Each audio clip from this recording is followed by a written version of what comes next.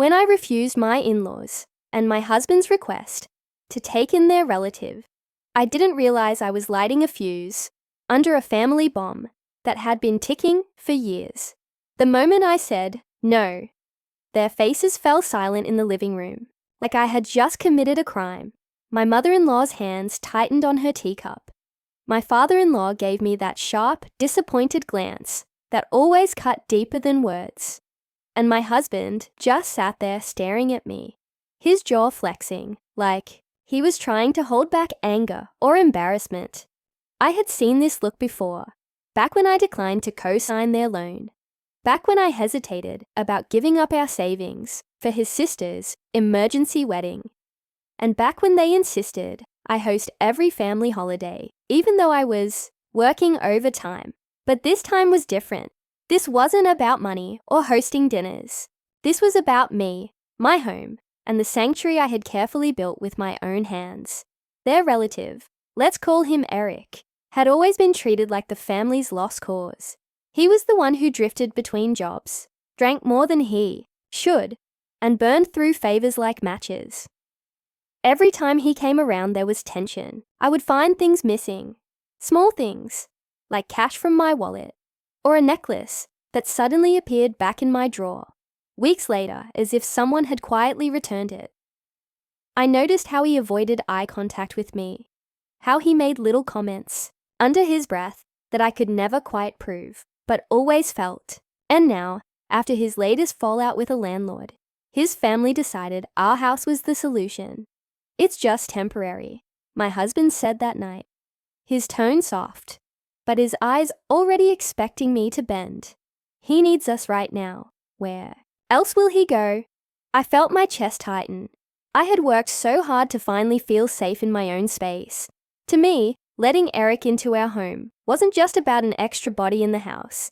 It was about letting chaos, disrespect, and mistrust through the front door.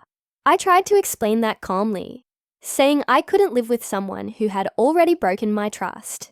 My voice didn't rise, but theirs did. His mother accused me of being heartless. His father said family was about sacrifice. My husband stayed quiet, but I could see the disappointment pouring off him like smoke. It was in that silence, that suffocating silence after my refusal, that I realized something chilling. They never really saw me as part of the family. Not unless I gave in. They wanted a caretaker, a provider, a woman who would swallow her instincts for the sake of their son's loyalty to them. And when I refused, they didn't just argue, they turned. Whispers spread through the extended family. Texts from cousins stopped. Invitations never arrived. At first, I thought it was just hurt feelings, a temporary cold shoulder. But then, the retaliation began in ways I couldn't have predicted. At first it was subtle, like a game of shadows I wasn't supposed to notice. My mother-in-law suddenly stopped answering my calls, even about simple things like recipes she used to share so eagerly. At family gatherings, chairs would be pulled closer together, leaving me slightly outside the circle, as though I were an intruder. I overheard whispers. She thinks she's too good for us. She's trying to turn him against us. Phrases laced with venom, but spoken in that careful, performative way. So if I confronted them, they could always deny it. My husband became their messenger, constantly repeating their lines, softening them, as though he was just passing along neutral information. They're hurt, he would say. They just don't understand why you're being so rigid. Rigid. That word clung to me like tar. I wasn't being rigid. I was protecting my peace, our marriage, our home. But instead of recognizing that, he became their echo. One evening I came home from work and noticed my jewelry box slightly ajar. My stomach dropped. But I told myself maybe I'd left it like that. Then, 2 days later, Eric showed up at our door unannounced, duffel bag slung over his shoulder, looking like a man who had already been promised shelter. I froze in the doorway, and he smirked like he knew my no didn't matter. Behind him, I saw my husband's car pulling into the driveway. That was when I realized the truth. This wasn't just a request anymore. They had decided for me. My refusal had been erased, overridden, ignored. That night, the fight tore through the house like a storm. Voices raised, accusations thrown. My husband accused me of being selfish. His family claimed I was trying to control him, and Eric just sat on the couch, opening a beer like he owned the place. In that moment, something inside me shifted. I didn't cry. I didn't plead. I just watched them all, realizing that my marriage, my so-called family, had made their choice. And so, silently, I began making mine. I remember standing in my own kitchen, the hum of the refrigerator, the only steady sound, while my husband and his family tore into me like I was some kind of villain. They said I was being dramatic, that it was just for a few weeks, that real family doesn't leave one of their own stranded. I wanted to laugh at the hypocrisy, because wasn't I supposed to be family too? Yet the moment I said no, they cut me out like an outsider. My husband looked at me with a kind of coldness I hadn't seen before, like I had become an obstacle instead of his partner. And the worst part? He had already told Eric he could stay, without even consulting me again. That betrayal sank into my chest like a stone. I felt the walls of my own home closing in on me as Eric dumped his bag in the guest room, his beer bottle leaving a wet ring on the coffee table I had polished the day before. That night, I barely slept, listening to the heavy thud of his boots as he stomped across the floorboards at midnight, the faint sound of the TV blasting from the guest room, the fridge opening and closing like he was testing how far he could push me. It wasn't just noise. It was intrusion. It was the sound of my boundaries being erased piece by piece. By the second week, I noticed groceries disappearing faster than usual. My carefully stocked pantry looked hollow, and when I asked my husband about it, he brushed it off. He's adjusting. He doesn't have much right now, he said, as if that justified Eric eating half the meals I had budgeted and prepared. I kept receipts, tracked items, and the pattern became undeniable. Not only was Eric draining our food, but he started leaving the front door unlocked. My car keys moved from where I had left them, and once I caught him flipping through my mail on the kitchen counter. My skin prickled with unease every time I walked past him. I began to dread coming home. The place that was supposed to be my refuge turned into a stage where I was the villain in their play. My husband accused me of watching Eric like a hawk. But wasn't that what survival demanded? I tried to talk, to reason, but conversations ended with slammed doors and my husband storming out to his parents' house. Slowly, the isolation wrapped tighter. His family called him every night, telling him how strong he was for putting up with my attitude. Meanwhile, I was eating dinners alone, the silence of my plate louder than any fight. Then, one evening, I found something that made my heart stop. I opened my laptop, one I used only for work, and saw the browsing history, pages I hadn't visited, things that had nothing to do with me. Eric had been using my computer. I didn't even want to imagine what files he'd opened, what personal information he might have seen.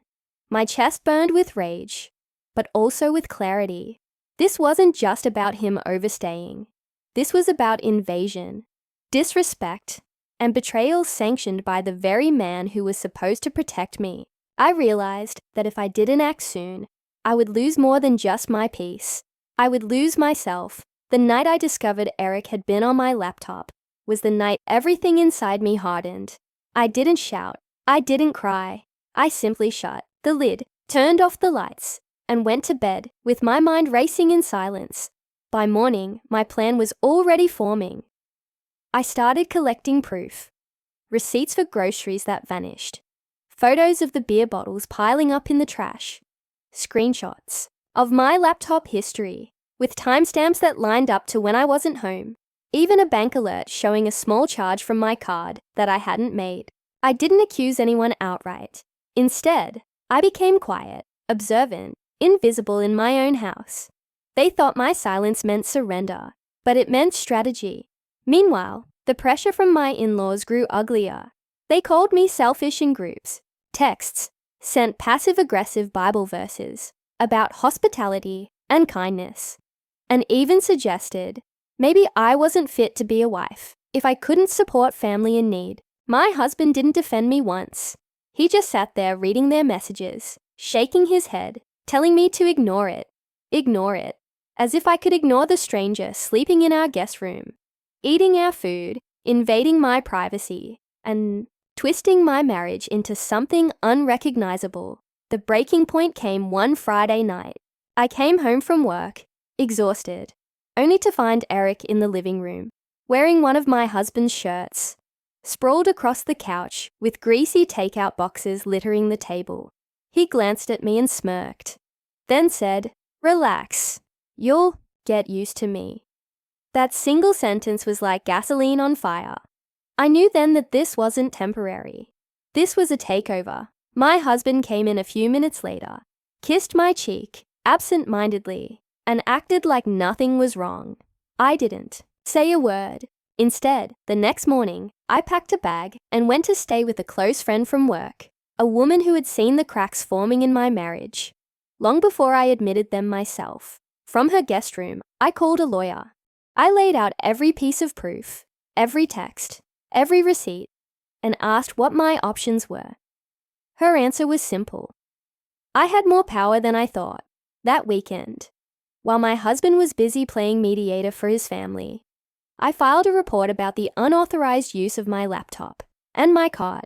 I also changed every password, locked down my credit, and set up a new bank account in only my name. When I returned home on Sunday, it wasn't with tears, it was with paperwork. My husband and his family didn't know it yet, but the balance of control had already shifted. When I walked back into that house on Sunday, I wasn't the same woman who had left 2 days earlier. My bag was slung over my shoulder, my face calm, but my chest carried the weight of signed documents, receipts, and the beginnings of an escape plan. Eric was in the kitchen, shirtless this time, pouring himself coffee like he owned the place. He gave me that smug look again, the one that said, "You lost." But I just walked past him without a word, because I knew something he didn't. His days under this roof were numbered. My husband came home later that evening, clearly coached by his parents.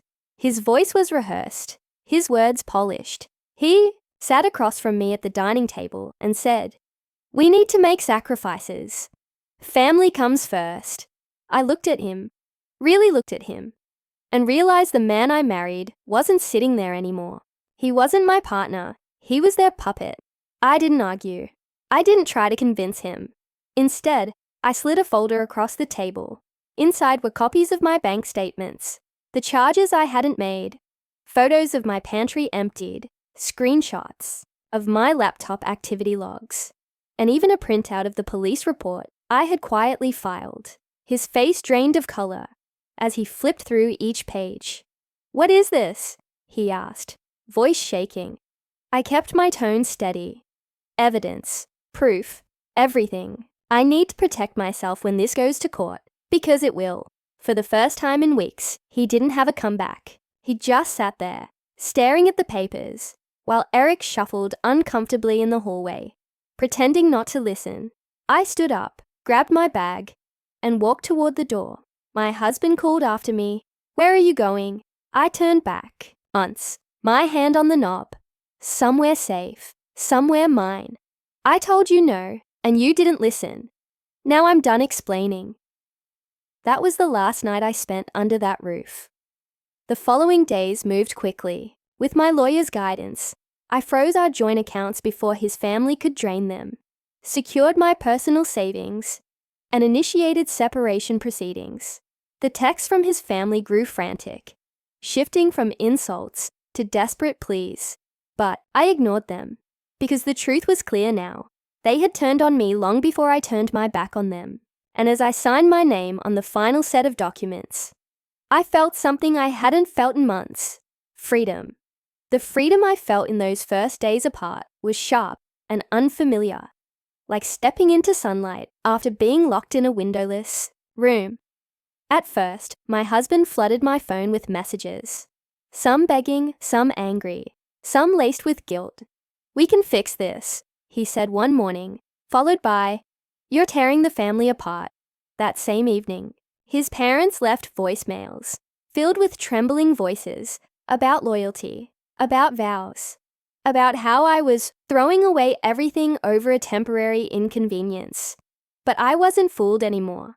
I had lived the proof that this wasn't temporary, that my boundaries meant nothing to them. They wanted obedience, not partnership. My lawyer worked quickly. We filed motions not only for separation, but also for reimbursement of unauthorized expenses. The evidence I had collected, every receipt, every screenshot, every incident logged, became a shield and a sword. Eric's presence in our home was no longer just uncomfortable. It was documented trespass, financial exploitation, even digital invasion. Suddenly, their smug confidence cracked. My husband's tone changed from anger to panic, especially when he realized the financial consequences. I remember the day he showed up at my friend's doorstep, unshaven and desperate. "You can't do this," he said, his voice trembling. "We'll lose everything." I looked him straight in the eyes and said quietly, "I already lost everything, the day you chose them over me." His silence in that moment was more honest than any apology could have been. Meanwhile, Eric vanished like smoke. Once he realized there were legal eyes on him, he packed up his duffel and slipped out of the picture, leaving his parents scrambling to defend what couldn't be defended. For the first time, the burden wasn't mine, it was theirs, and I didn't lift a finger to help them carry it. I had my own life to rebuild, piece by piece, on ground that was finally mine alone. The rebuilding didn't happen overnight. At first, I woke up in my friend's guest room every morning with that hollow ache in my chest, wondering how everything I had built, my marriage, my home, the trust I had poured into that family, had unraveled so fast. But then slowly, something shifted. I started noticing the little freedoms I had been blind to before. No more coming home to someone else's mess on my counters. No more tense dinners where I was picked apart for every boundary I set. No more walking on eggshells, bracing myself for what request or demand would come next. For the first time in years, my life was quiet, peaceful, mine. My lawyer called with updates every few days. She told me his family had tried to fight the claims, to paint me as unstable, selfish, even paranoid. But the evidence I had gathered spoke louder than their stories. Dates, times, bank records, cold, undeniable facts. The more they pushed, the deeper they buried themselves. Their arrogance, the very thing that had made them so sure they could steamroll me, was now their downfall. My husband, once so sure of his family's power, found himself cornered. He called me one night, his voice hollow. "They're saying it's all my fault, that I let it happen." For a moment, I almost pitied him. Almost. But then I remembered. Every time he sat silent while they insulted me, every time he told me to just ignore it, every time he opened the door for Eric against my wishes. He wasn't just a bystander. He was part of it. I told him quietly, "It is your fault, because you did let it happen." After that, the calls stopped. The silence that followed was heavier than any argument we'd ever had. But it was also final. Meanwhile, I began carving out a new rhythm for myself. I found an apartment of my own, small, sunlit, with creaky hardwood floors that reminded me of the house I grew up in. I filled it only with things that brought me peace. Fresh flowers on the table, soft blankets on the couch, a lock on the door that only I controlled. When friends came by, they told me I looked lighter, calmer, like I could finally breathe. And they were right. For the first time in years, I wasn't surviving inside someone else's storm. I was standing in the calm I had created myself. But the true moment of closure came weeks later, when I received a copy of the court order in the mail. Signed, sealed, official. My name was free from every tie that bound me to that family. Their voices, their manipulation, their judgment. It no longer had any claim over me. I held the paper in my hands and whispered to myself, "Never again." The day I held that court order, something inside me settled that had been restless for years. It wasn't just about Eric, or even about my husband. It was about the pattern I had been trapped in since the moment I married into that family. Always bending, always giving, always being told that family comes first, but only when it meant their comfort at my expense. That paper was more than legal proof. It was the first tangible evidence that I had chosen myself, and the law had backed me up. Still, word travels fast in families like theirs. And soon enough, the messages began again. Cousins I hadn't heard from in months suddenly texted me, saying I'd gone too far, that I'd ruined his future by dragging legal matters into what they called a private family issue.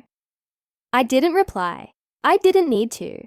Their silence when I was struggling had told me everything I ever needed to know about their definition of family. But one message stuck with me. It came from his younger sister, the same one whose emergency wedding I had been pressured to bankroll years ago.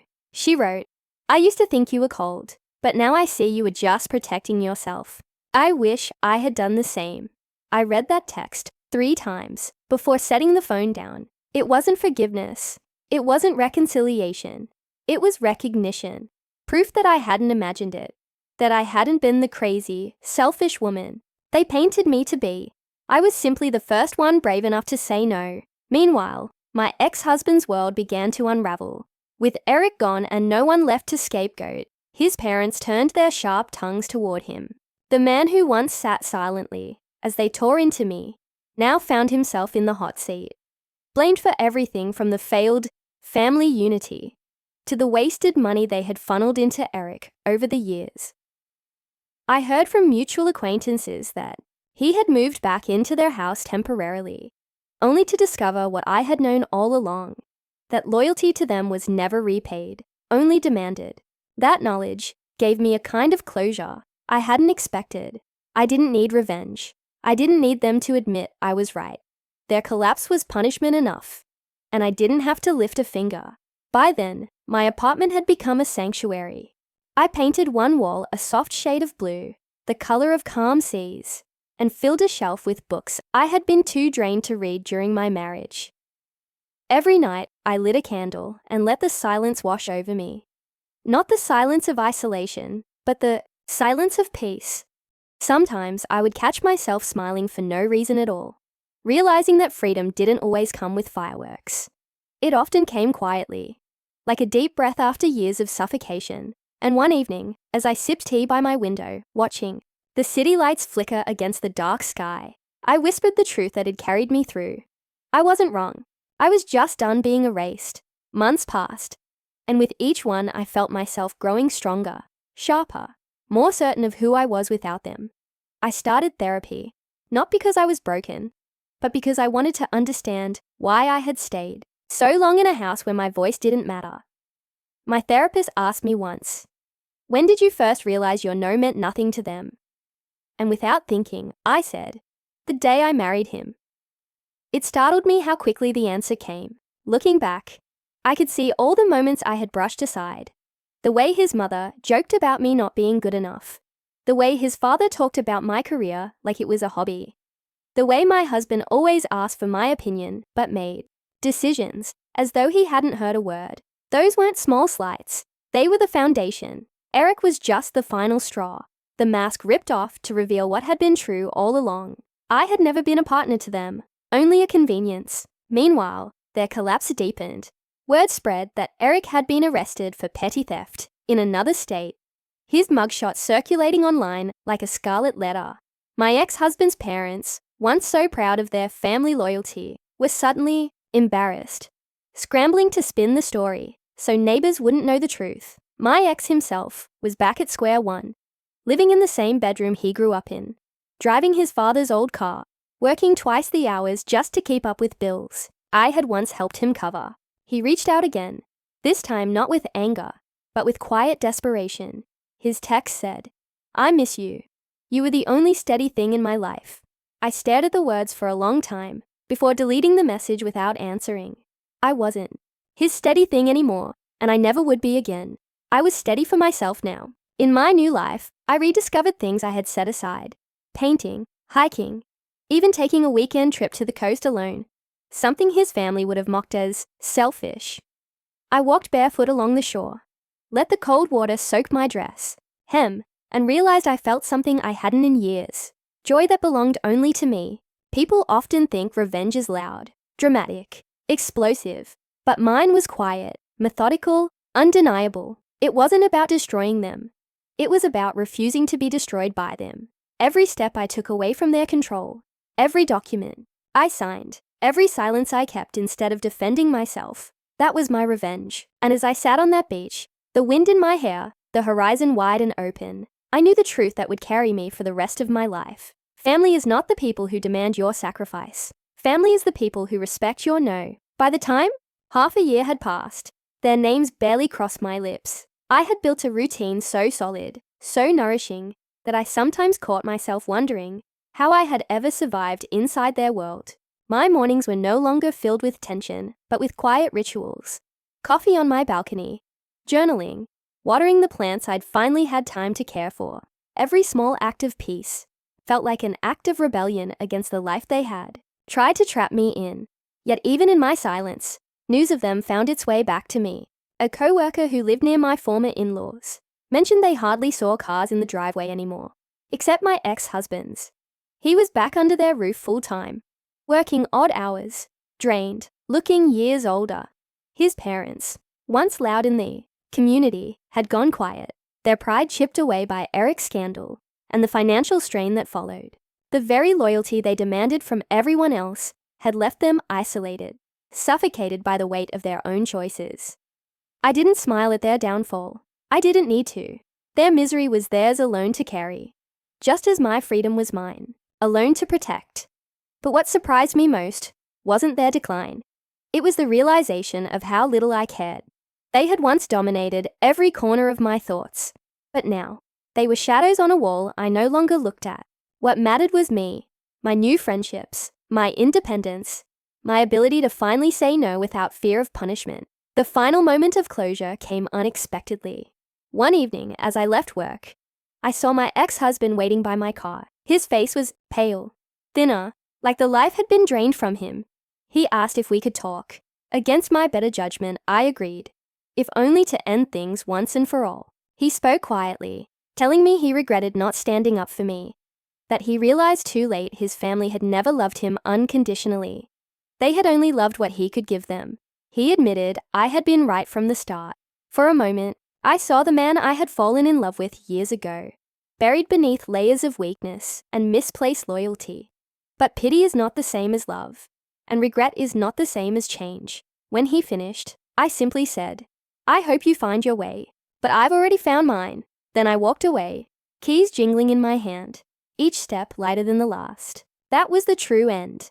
Not the court papers, not the separation, but the moment I no longer needed him to validate what I had known all along. I was never wrong for protecting my boundaries.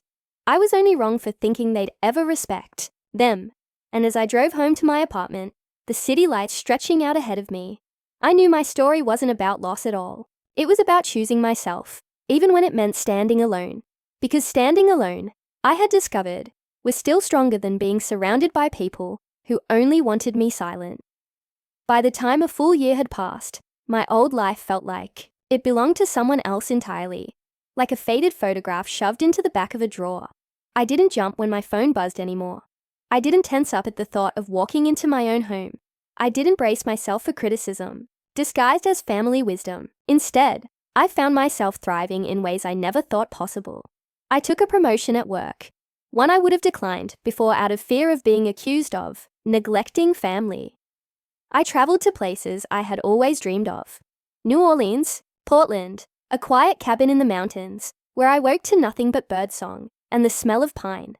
I filled my life with laughter, with people who valued my voice, with choices that were mine alone. And every single time I said no to something that didn't serve me, I felt a quiet power ripple through me. My ex-husband tried one last time. Months after that parking lot conversation, he sent a letter this time, handwritten, pages long, filled with apologies and promises, as if ink could rewrite history. I read it once, folded it neatly, and placed it in a drawer without replying. Forgiveness wasn't mine to give, not because I hated him, but because I no longer needed anything from him at all. He was a closed chapter, and I had no interest in reopening it. The whispers from his family eventually died down too. Perhaps they had grown tired of blaming me, or perhaps they had turned on one another so completely that I was no longer useful as their scapegoat. Either way, their silence was the sweetest gift of all. One night, as I hosted friends in my apartment, women who had become my chosen family, we laughed until our sides ached. Wine glasses clinking, candles burning low, I caught myself looking around the room at the joy that filled it, and I thought, this is family. This is what it was always supposed to feel like. And in that moment, I knew the truth that had carried me through the darkest days. Sometimes walking away isn't the end of a story. Sometimes it's the only way to finally begin. The seasons turned, and with them, I felt my old scars softening into something else. Not wounds, but lessons etched into me with permanence. By then I had moved into a larger place, a home I chose for myself, with wide windows that poured in light every morning, and a garden where I grew herbs and flowers.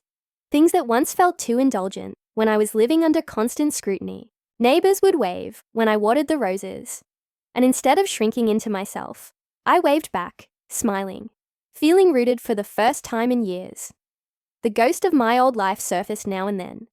I'd run into distant acquaintances who would ask politely how I was doing, then whisper about how much my ex's family had changed. I didn't ask for details. I didn't need to. Whatever storm they were caught in wasn't mine to weather anymore. But one afternoon, as I stood in line at a cafe, I heard my name spoken behind me. I turned, and there he was, my ex-husband. He looked older, thinner, with tired eyes that carried years of regret. For a second, my chest tightened, not with longing, but with the surreal weight of seeing someone who once shared every corner of my life, now reduced to a stranger. He smiled faintly, tried to strike up small talk, but there was no bridge left to build. I answered politely, wished him well, and when I walked away, I felt nothing but relief. That was the moment I knew, truly knew, that I was free. In the evenings, I often sat on my back porch with a cup of tea, watching the sky fade from gold to violet, and I thought about how different my life looked now. Peace had replaced chaos. Self-respect had replaced resentment, and solitude, once something I feared, had become a treasure I guarded fiercely. The woman who once sat in her own kitchen, surrounded by voices that drowned her out, no longer existed.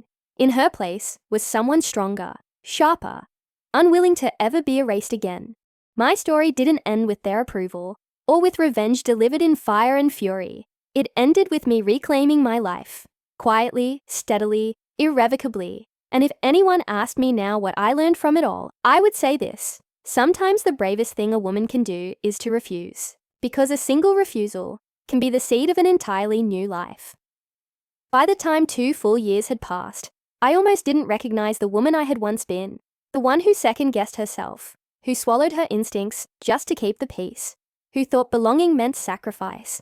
That version of me felt like a shadow I had finally outgrown. My life now was steady, not in the dull sense, but in the rich, grounding way that comes from knowing every choice you make belongs to you. I had built a circle of friends who understood me, women who had their own scars from battles with families, marriages, or expectations that tried to silence them. Together we shared dinners, road trips, even quiet Sundays where we simply existed side by side without judgment. In their laughter and their strength, I found the sisterhood I had always been denied by my in-laws' cold hierarchy. Every once in a while, whispers about my ex or his family still floated my way. Eric had cycled through more jobs and more scandals, dragging their name through the mud each time. My former mother-in-law, once so proud of appearances, had become bitter and withdrawn, her sharp tongue now turned inward on her own children. My ex, from what I heard, was still living under their roof, still caught in the web of loyalty that had strangled me for so long. I didn't gloat. I didn't smile at their downfall. I simply let the information pass through me, like wind through leaves, because their story no longer had any power over mine. One evening, as I sat journaling by the open window, I realized I hadn't thought about them in weeks. My pages were filled not with grievances, but with plans. Places I wanted to travel, books I wanted to write, dreams I wanted to chase. That realization brought me to tears. Not from sadness, but from gratitude. I had done it. I had stepped out of the cycle. And now my life was mine to shape. The ultimate revenge hadn't been the court papers, the evidence, or even walking away. It was this, that I was free, and they were still trapped. My quiet, steady joy was something they could never take from me, not anymore. And as I closed my journal and looked out at the fading light, I whispered the words that had carried me through every storm. No was the beginning of everything. By the third year, my life felt so far removed from theirs. It was as though I had stepped into an entirely different universe. My mornings began with sunlight flooding into the kitchen of the house I had finally bought for myself. A modest place, but every corner carried my fingerprints, my choices, my freedom. There were no voices undermining me, no footsteps that made me tense, no shadows of judgment lurking behind closed doors. Just peace, humming through the walls. I had started mentoring younger women at work, women who reminded me of myself years ago, eager, capable, but constantly doubting whether they were too much for the roles they deserved. I told them the truth I had learned the hard way. Your boundaries are not flaws. They are shields. And as I spoke those words aloud, I realized I wasn't just talking to them. I was reminding myself how far I had come. My ex-husband reached out one final time, though not to me directly. He sent a message through a mutual acquaintance, saying he hoped someday I could forgive him and understand he was just trying to please everyone. When I heard that, I felt only pity, because that was the problem.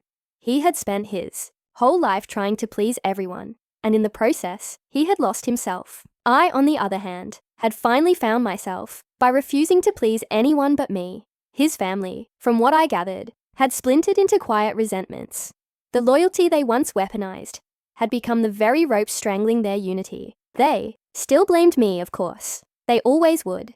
But their bitterness was a cage they built with their own hands. And I was no longer inside it. My evenings now were filled with things that nourished me. Painting on a canvas, in my living room. Hosting friends for dinner. Walking barefoot in the grass of my backyard. These small acts, once impossible under their watchful eyes, had become symbols of my survival.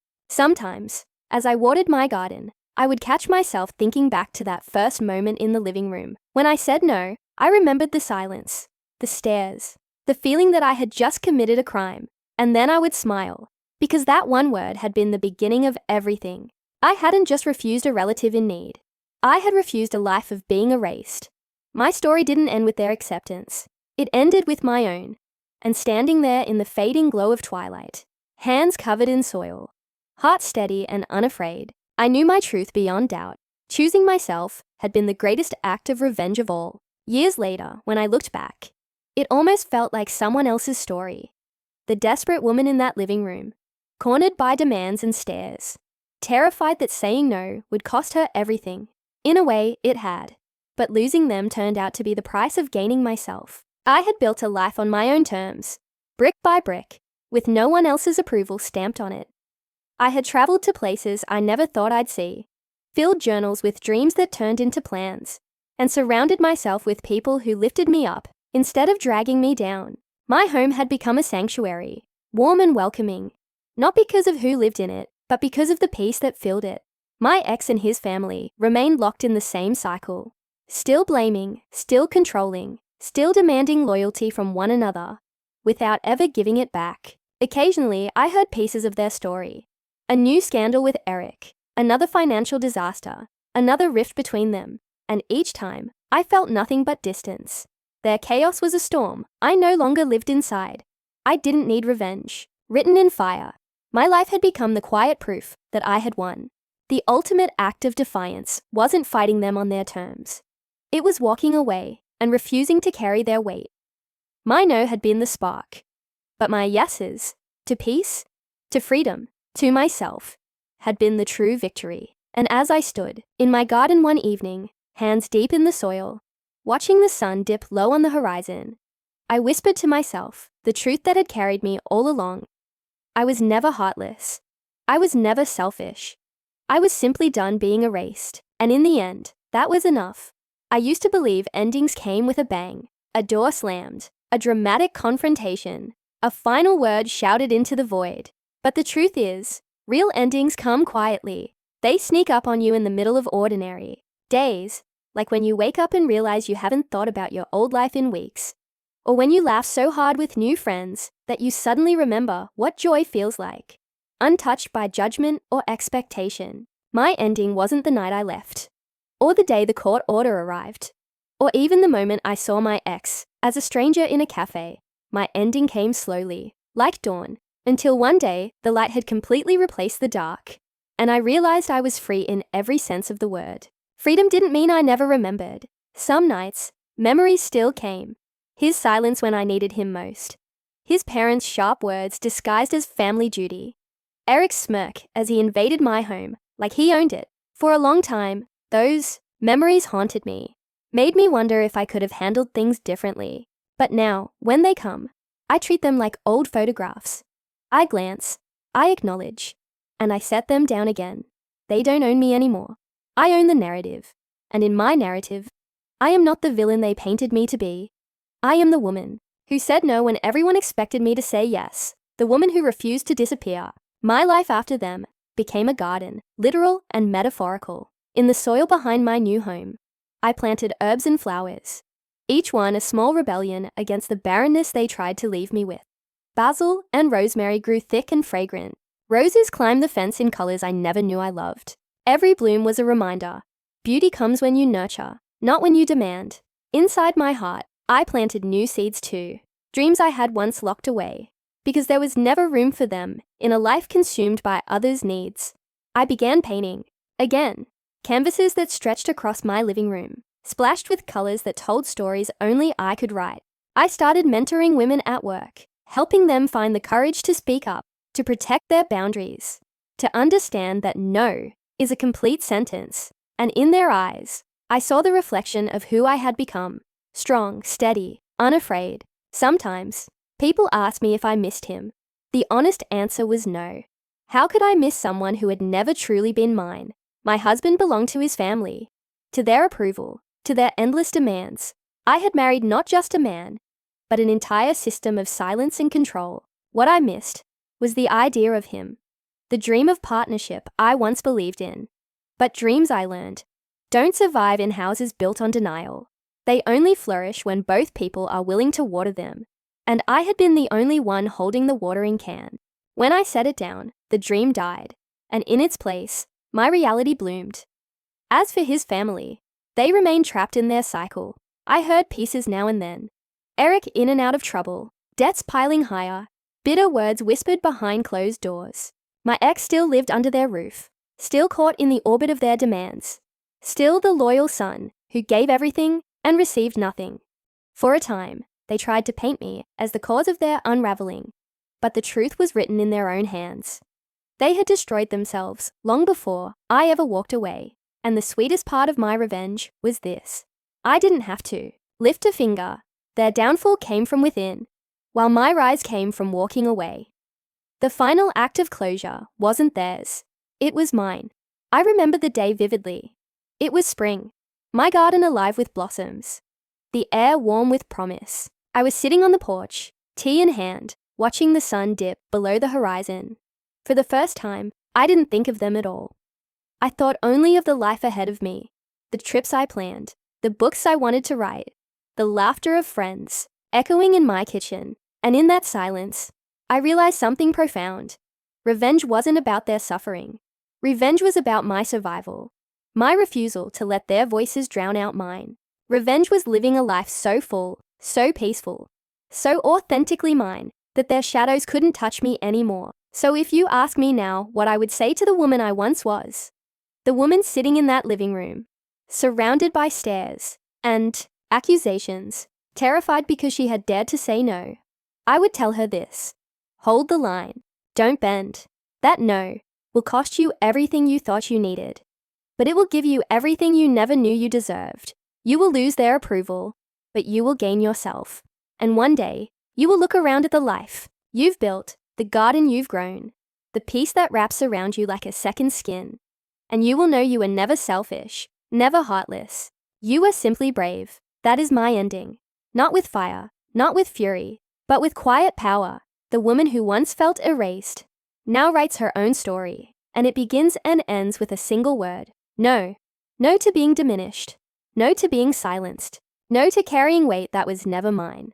And because of that no, my yeses now mean more than they ever did. Yes to peace. Yes to freedom. Yes to myself. That is the life I chose. That is the revenge I claimed. And it is bigger, brighter, and more lasting than anything they could ever take away.